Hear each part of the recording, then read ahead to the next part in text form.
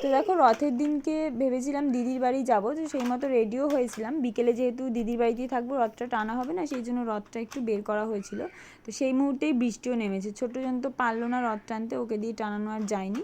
তো দুষ্টুকেই বললাম যে একটুখানি রথটা টেনে নে, পরে উল্টো রথের সময় আবার ভালো করে রথটা সাজিয়ে দেবো, ভালো করে টানবি। তো আজকে আমরা দিদির বাড়ি অনেক দিন ধরেই যাবো করছি, তো যাওয়া হচ্ছে না। দিদির মেয়ের এক্সাম চলছিল, তারপরে দুষ্টুর শরীর খারাপ হলো, এইসব নানা কারণে যাওয়া আর হয়ে উঠছিল। তো রথের দিন ভাবলাম যাব, তো সেই বৃষ্টি নামলো। প্রথমে তো ভেবেছিলাম যাব না, দুষ্টুকে বললাম যে ছেড়ে দিয়ে যেতে হবে না, কিন্তু ওই যে রেডি হয়েছে, তো তারপরে বলছে না, যাওয়ার জন্য বায়না ধরছে। তো যাই হোক শেষমেশ গিয়েছিলাম, কিন্তু বৃষ্টি মাথায় নিয়ে গিয়েছিলাম। বৃষ্টিটা একটু যখন কমেছিল তখন রেডি হয়ে বসে আছি। এখানে দেখো বৃষ্টি ঝিরিঝিরি করে, বেশি জোরেও পড়ছে না, আবার আসতেই পড়ছে ঝিরিঝিরি করে, কিন্তু বাচ্চা নিয়ে ছাতা নিয়ে যেতে অসুবিধা হবে আমার এরমভাবে বৃষ্টি পড়েই যাচ্ছে, ঝিরিঝিরি বৃষ্টি পড়েই যাচ্ছে। এই বৃষ্টি কখন কমবে, আমি রেডি হয়ে বসে আছি। দেখো রেডি হয়ে বসে আছে, ওরা দুজনে রেডি হয়ে আছে। এই দেখো একজন, এই যে দাতান, এই দুষ্টু এদিকে আয়। এই যে দুজনে পাঞ্জাবি পরেছে, এদিকে আয়।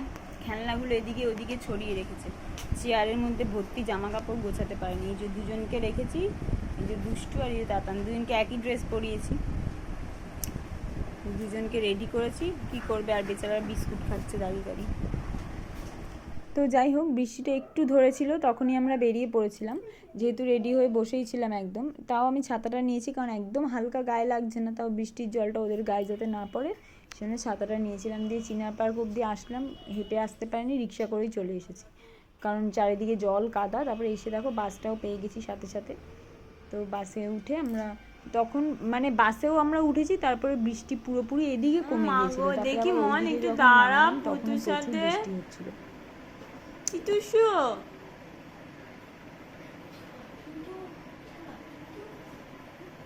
আসো এদিকে আসো।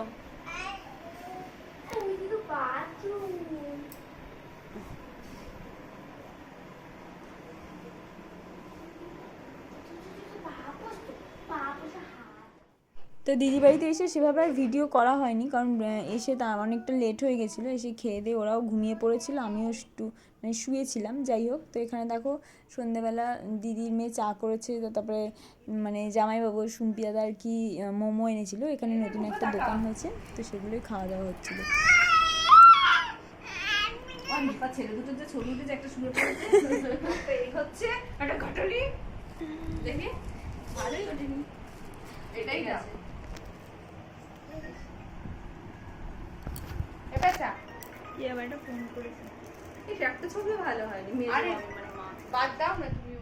তো যাই হোক, বেশি ভিডিও আর করা হয়নি এখানে এসে। তো এখানে দেখো রাত্রে খাওয়া দাওয়ার জন্য আসা হয়েছে। তো এরপর আজকে চলে যাওয়ার কথা ছিল, কিন্তু দুষ্টু যেতে চায়নি, তাই আমি থেকেই গেলাম। নাহলে ভেবেছিলাম সন্ধ্যেবেলা চলে যাবো, কাল সকালে যাব। তো চলো ভিডিওটা শেষ করলাম।